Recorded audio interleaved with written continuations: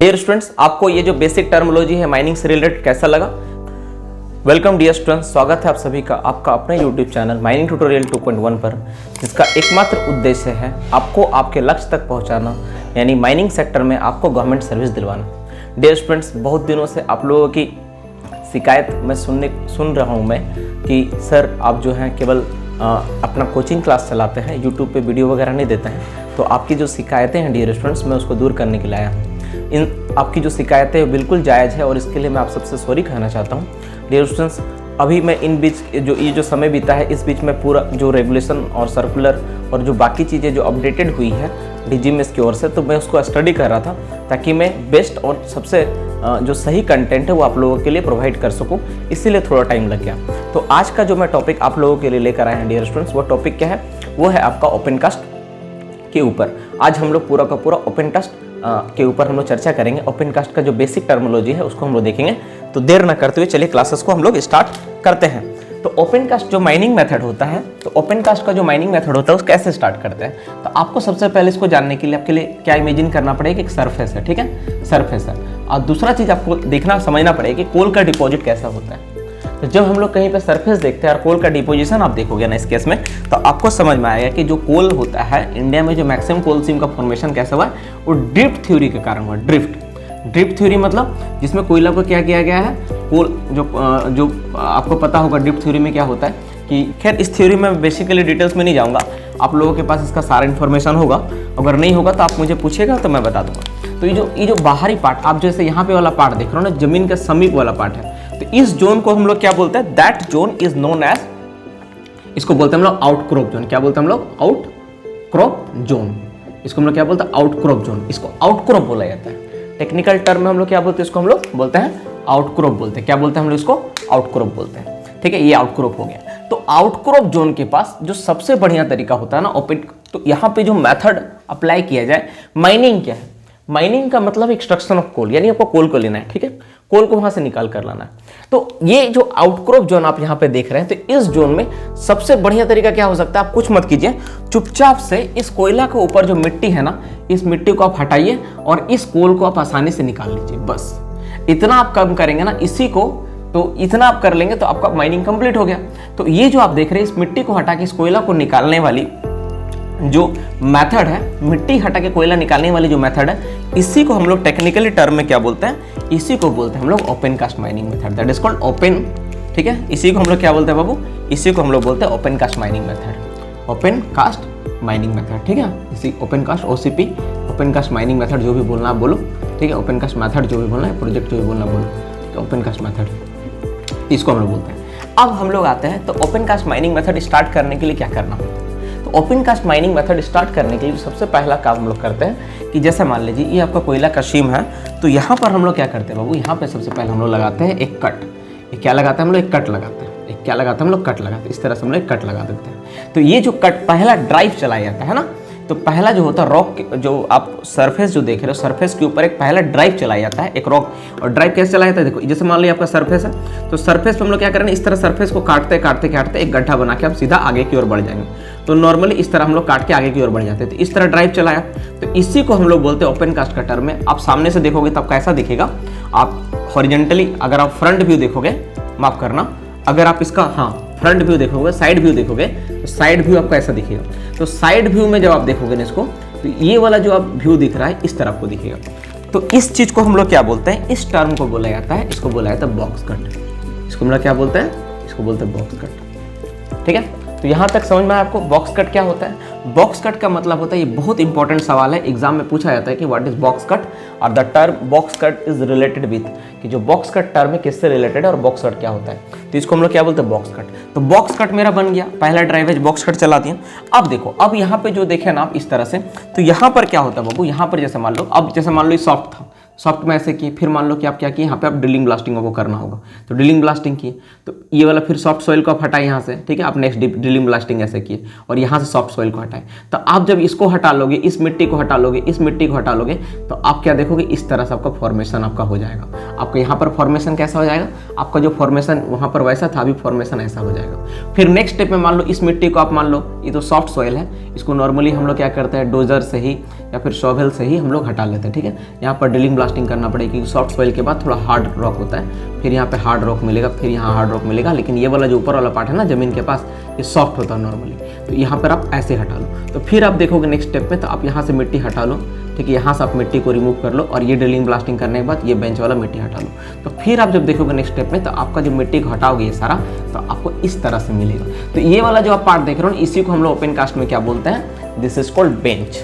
इसको हम लोग क्या बोलते हैं ओपन कास्ट माइनिंग मेथड के टर्म में, इसको हम लोग बोलते हैं बाबू क्या, बेंच बोला जाता है, दैट इज कॉल्ड बेंच। यही मेरा बेंच है, ठीक है। तो अब हम लोग आज का जो टॉपिक है जानना है कि बेंच से रिलेटेड टर्मोलॉजी क्या क्या है, बेंच में क्या क्या टर्म यूज होता है, क्या क्या चीज़ पढ़ना होता है। तो चलिए देर ना करते हुए क्लास को और आगे बढ़ाते हैं। तो बेंच में क्या क्या टर्म हम लोग इस्तेमाल करते हैं, तो बेंच से रिलेटेड हम लोग एक चीज़ को देखते हैं। देखो, तो अगर आपको देखो, जैसे मान लो कि ये वाला अब हम लोग क्या करते हैं, एक बेंच को हम लोग ड्रॉ करते हैं, एक सेट ऑफ बेंच को ड्रॉ करते हैं, और उसका सारा टर्मोलॉजी को जानते हैं, ठीक है।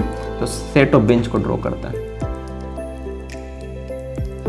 ठीक है। देखो, तो ये वाला जो पार्ट होता है बेंच का, ये वाला पार्ट, इसको बोलते हैं हम लोग क्रस्ट। क्या बोलते हैं, क्रस्ट, बेंच का क्रस्ट, ठीक है। जैसे ये वाला एक मेरा बेंच है, ठीक है, ये वाला एक दूसरा बेंच है, ठीक है, और ये एक तीसरा बेंच, इस तरह से मान लेते हैं 3 बेंच का यहाँ ड्रॉ किए।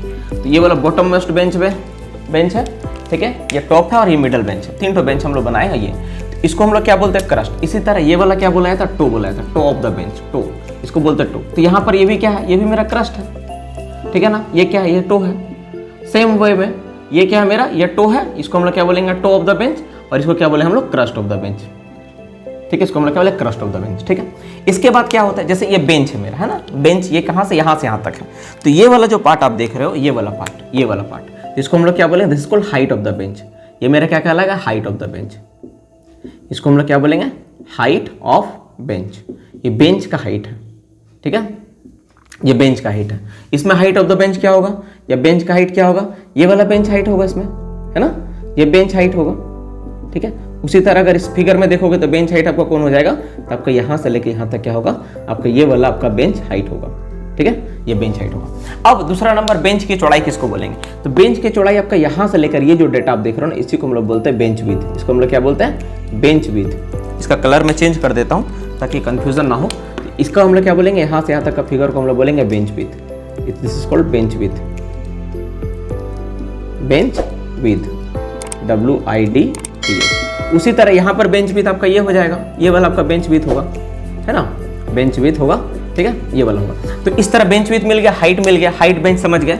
ये वाला जो होता है ना, इसको बोलते हैं हम लोग slope angle, slope angle of the bench, ठीक है, स्लोप एंगल ऑफ बेंच, इसको हम लोग क्या बोलते हैं, that is called slope angle. इसका भी कलर को थोड़ा चेंज कर देता हूँ ताकि आपको समझने में सुविधा हो। इसको थीटा बोलते हैं, और इसको बोला जाता है क्या, स्लोप एंगल ऑफ बेंच। इसको क्या बोलते हैं हम लोग, स्लोप एंगल ऑफ बेंच।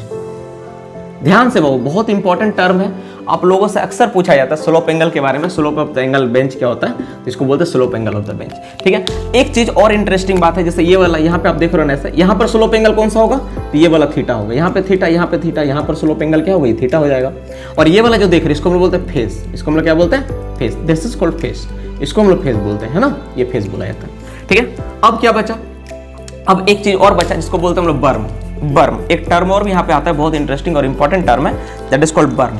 बर्म क्या होता है, बर्म एक ऐसा अरेंजमेंट होता है जो हेवी मशीनरी को गाड़ी बेंच से नीचे गिरने से प्रोटेक्ट करता है ना, जो क्या करता है, बेंच से किसी भी चीज को नीचे गिरने से प्रोटेक्ट करता है, चाहे वो मशीन हो, कोई और भी चीज हो, है ना, अचानक लुढ़कते हुए किसी चीज को गिरने से जो प्रोटेक्ट करते हैं उसको हम लोग क्या बोलते हैं, उसको हम लोग बोलते हैं बर्म। ये क्या है मेरा, बर्म है ना। यहाँ पर भी आपका क्या रहेगा, एक बर्म होना चाहिए, इसको हम लोग क्या बोलते हैं, बर्म बोलते हैं, है ना, इसको हम लोग क्या बोलते हैं, बर्म।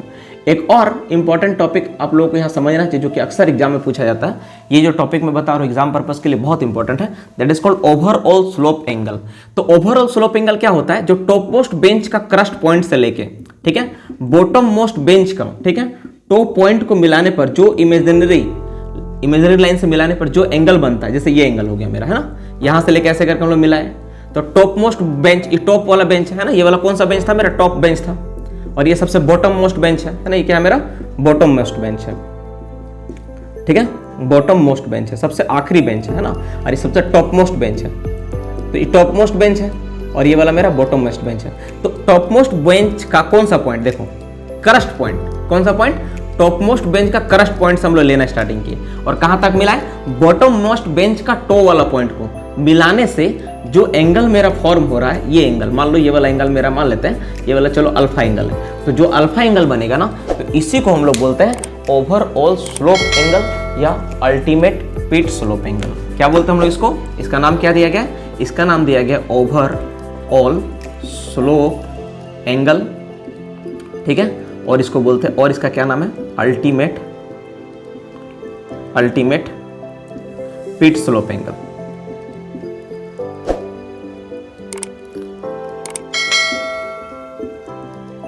ठीक है, तो यहां तक अगर आप लोगों को अगर कोई डाउट है, कुछ है, तो आप देख लो इसको और इसका जल्दी से एक स्क्रीनशॉट ले लो ताकि आप इसको पढ़ के समझ सको। ठीक है, तो आज का जो वीडियो का फर्स्ट टॉपिक यहीं तक रहने देते हैं, ठीक है ना। तो ये रहने देते हैं यहीं पे, आप इसको फटाफट नोट डाउन कर लो इसके लिए। डियर स्टूडेंट्स, आपको ये जो बेसिक टर्मिनोलॉजी है माइनिंग से रिलेटेड कैसा लगा, प्लीज़ कमेंट करके आप जरूर बताएं। और माइनिंग में अगर इस तरह से आप और भी वीडियो चाहते हैं तो प्लीज़ आप जरूर मुझे आदेश दें, ठीक है। मैं उस पर जरूर काम करूंगा। आपको रिक्वेस्ट करने की जरूरत नहीं है बाबू, आप आदेश दो, मैं उस पर काम करूंगा। Thank you so much for watching. और अगर आपको लगता है कि मैं कुछ अच्छा काम कर रहा हूँ तो जरूर अपने दोस्तों को भी बताओ। मेरे साथ यहाँ तक बने रहने के लिए आप सभी का बहुत बहुत धन्यवाद। अगर आपको लगता है कि मैं बहुत कम खर्च में अच्छा काम कर रहा हूँ तो मुझे आगे अपने दोस्तों तक पहुँचाएं।